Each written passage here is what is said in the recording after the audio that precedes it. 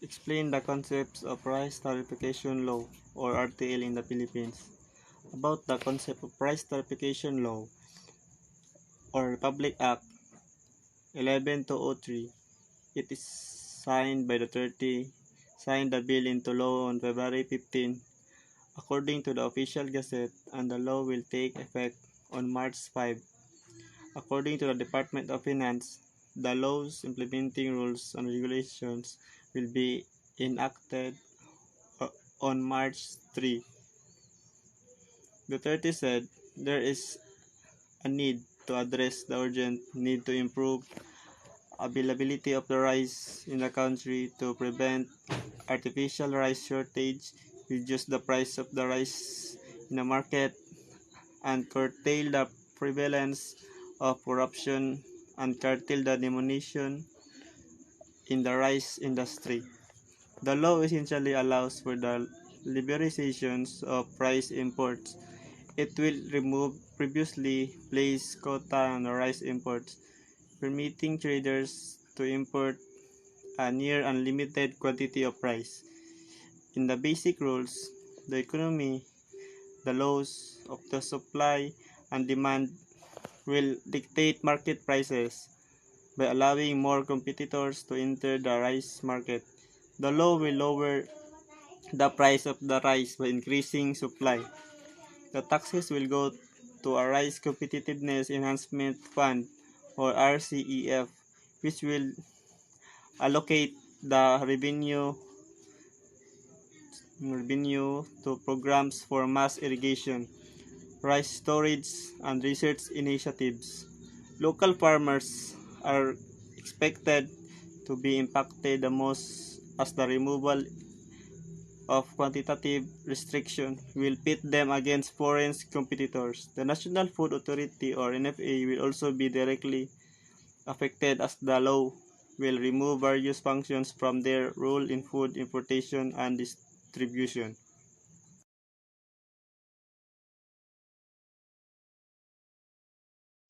Analyze the impact of RTL on small farmers and explain the government interventions in dealing with the rice tariffication law. Proponents of the rice tariffication law have promised to increase yields, lower production costs, and also lower the price of rice for consumers. But none of these promises have been kept and they will still be nailed if the government does not take action. Agricultural policies such as RTL are written to pass by economists and legislators inside their air-conditioned offices. They cannot hear the voice of our farmers. The price of rice in the market did not drop as promised by RTL. We are farmers. We are also consumers. Instead of making life easier, 5 million farmers are mired in hardship because of the rice tariffication law or RTL. There is a lack of funds allocated to the Rice Competitiveness Enhancement Fund. In this pandemic, what is the important to the Filipinos is rice to meet the hunger experienced by every family and farmers. We must increase the rice fund so that the NFA can buy high and sell low. Small farmers are increasingly mired in poverty in the face of the continuous increase in the price of the rice and basic commodities. The Duterte administration is already pushing for the rice tariffication law to supposedly ensure the supply rise and stabilize its price. The administration also points to the high price of rice, along with the rising price of petroleum products in the global market and the weakening of the peso against the dollar as the reason for the very high inflation at present. But rice tariffication law is worrying for the production and livelihood of farmers, while it is not guaranteed that rice and foodstuffs will be caused by government-driven imports. The government's reliance on foreign products as it does not boost local production in the economy is also not a good principle for good agricultural security and sovereignty. Under the World Trade Organization or WTO members countries in 1995, the Philippines is committed to placing quantitative restrictions on the import of agricultural products by tariffs or imported taxes. This is called tarrification.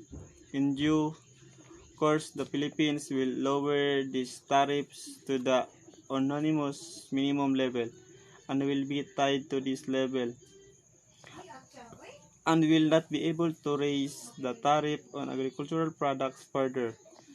The Senate ratified the AOA by passing Republic Act 8178 or Agricultural Tarrification Law. No, according to the government and some academics, the price of the rice in the market will go down and the consumer will benefit from the removal of QR on imports and imposition of low tariff. But this is narrow on the factors of the retail price of rice in the local market. It can be said that there are three important factors in the retail of price of rice. 1. The value of local production and productivity of farmers. 2. The marketing cost because it is held by traders and middlemen, including the milling cost as a separate aspect in farmers' production because it is also held by traders and middlemen. And third, the price of the rice in the world market